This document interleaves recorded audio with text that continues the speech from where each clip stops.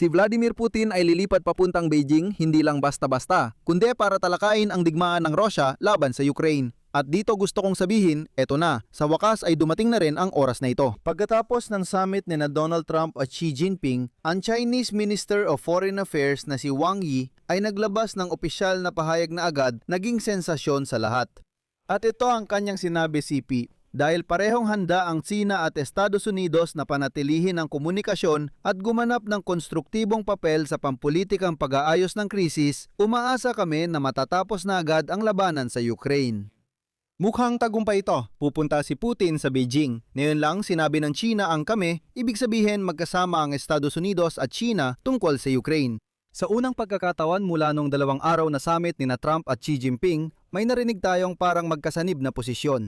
Pero gusto kong talakayin ng tapat ang balitang ito. Dahil ang demonyo, gaya ng dati, ay nasa mga detalye. Ang pangalan ko ay Alexi Pechi. Tara't pag-usapan natin ang paksang ito ng sama-sama. Pero bago tayo magsimula, hinihiling ko na mag-subscribe kayo sa channel, i-like ang episode na ito, mag-iwan ng kahit anong komento at paki-follow din po ang aking Telegram channel na Pechi News. Ang link nito ay nasa description ng video na ito. Doon kami nagpo-post ng mga balita agad-agad kapag may bagong impormasyon. Matapos bisitahin ni Donald Trump ang China at bago dumating si Vladimir Putin sa Beijing, sinabi ng China na handa silang tumulong tapusin ang bigmaan sa Ukraine. Ano ang sinabi ni Ministro ng Ugnayang Panlabas Wang Yi? Heto ang sipe. Handang ipagpatuloy ng China at Estados Unidos ang komunikasyon at gumanap ng konstruktibong papel sa pagsusulong ng pampulitikang pag-aayos ng krisis. Dito ko agad lilinawin na ang mga parira lang tulad ng panatilihin ng komunikasyon at gumanap ng konstruktibong papel ay ang pinakamalambot sa lahat ng posibleng diplomatikong pahayag. Ayan, naalala ko pa nung nasa universidad ako na sa anumang aklat ng diplomasya, sinasabi na ito ang pinakamadaling paraan para umiwas sa obligasyon. Sinusuportahan namin ang komunikasyon at may konstruktibong papel sa pandaigdigang usapin. Hindi ito mga salita ng pagmamagitan, hindi ito plano, hindi ito negosasyon, hindi ito mga garantiya, hindi rin ito pagtatangkang ayusin o tapusin ang sigalot na ito at iba pa. Wala, komunikasyon at konstruktibong papel lang. Ito ang mga terminong ginagamit ng China tungkol sa Ukraine mula pa noong Pebrero 2022.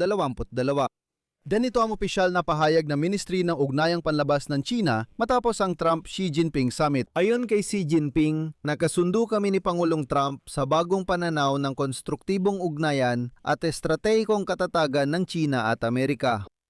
Naririnig na naman natin ang konstruktibong estratehikong katatagan, bagong terminong iminungkahi ng Beijing para ilarawan ang lahat ng ugnayan nito sa mga Amerikano.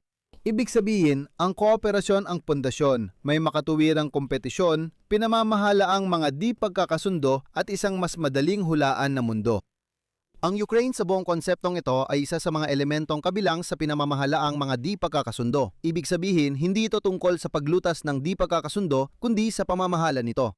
Bakit mahalagang basahin ito gamit ang perspektibo ng kasaysayan?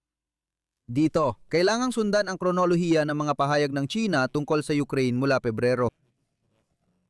Ang punto ay sinabi ng China ang konstruktibong papel siguro daang beses na o higit pa. Sa bawat pagkakataon, wala namang konkretong sinabi. Huwag din nating kalimutan na habang sinasabi ng China ang konstruktibong papel nila, nagbibigay naman sila sa Russia ng materyales na kadalasang gamit sa makinaryang militar ng Russia. Kapalit nito, nagsusuplay ang Russia sa China ng teknolohiyang may kinalaman sa submarino, misil at iba pang sensitibong teknolohiya. Samantala, ang konseho para sa mga ugnayang pandaigdig.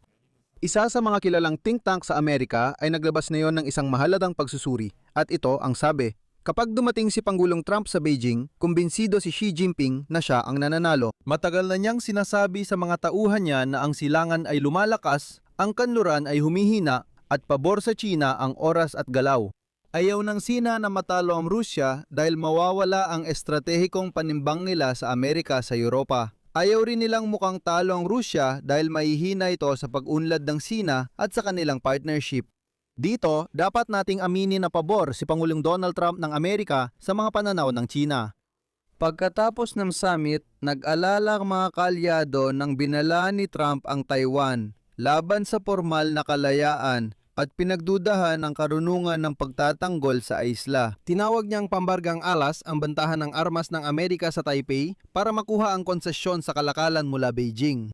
Iyan ang ayos na mga prioridad. Mas detalyado kong tinalakay kung paano ay binibigay ni Trump ang Taiwan sa China sa nakaraang episode, kaya hindi ko na uulitin. Kung iklihan, pinayuhan ni Trump ang Taiwan na manahimik, huwag magpakita at huwag inisin ng China. O huwag pukawin ng China. Bakit nga ba lumilipad si Putin papuntang Beijing ngayon? Sinabi ng Kremlin sa pamamagitan ni Peskov na ito ay karaniwang pakikipag-ugnayan, ngunit mas tumpak itong ipinahayag ng South China Morning Post. Ang pagbisita ni Putin ay hakbang ng Beijing para pamahalaan ang relasyon nito sa Moscow at Washington at magpakitang pangunahing kapangyarihan. Nalaman ding darating si Putin para pumirma ng bagong deklarasyon ng estratehikong kooperasyon kasama si Xi Jinping. Ang paglagda sa deklarasyon, 5 araw matapos ideklara ng Beijing, ang konstruktibong papel nito sa Ukraine ay, sa wikang diplomatiko, ay hindi salungat. Ibig sabihin, sinasabi ng China kay Trump na tutulong sa usapin ng Ukraine at kay Putin na tutulungan din siya. At sinusubukan ng Beijing na makunwaring neutral ang kanilang posisyon. Mahalagang tandaan na nais ng Beijing na ipasa ang responsibilidad sa European Coalition na gustong tumulong na pinangungunahan ni na Macron, Starmer at Merz. Kontento ang China kung ang minadaling planong pangkapayapaan ng Amerika o ang plano ni Donald Trump para tapusin ang bigmaan ng Russia laban sa Ukraine ay mabangga sa pader ng katigasan ni Putin. Ang posibleng deadlock na ito ay nagbibigay ng pagkakataon sa China na makapasok sa proseso ng kapayapaan at ipakita ang kakayahan nitong baguhin ang sitwasyon. Sa madaling salita, hinihintay ng China na mapagod ang Amerika at Europa sa pakikipagnegosasyon kay Putin at pagkatapos lalabas ang China bilang panalo na kayang pagkaisahin ang lahat. At malinaw, naghihintay ang China. Pagkatapos makipagpulong ni Trump kay Xi Jinping sa Beijing, sinabi niyang napag-usapan nila ang Ukraine. Ito ang sigalot na gusto nilang maresolba. Muli, gusto naming makita. Hindi ito kasunduang magkamit ng kapayapaan o magsikap na mamagitan. Ang gusto naming makita ay hindi obligasyon. At sa kasamaang palad, kailangan nating aminin na si Trump ay muling nabigo at walang kahit anong nagawa. At sa huli, idagdag ko ang impormasyon mula sa Financial Times na kamakailan ay nagsulat na tiyak na walang magiging kasunduang pangkapayapaan para sa Ukraine hanggang sa katapusan ng taong ito.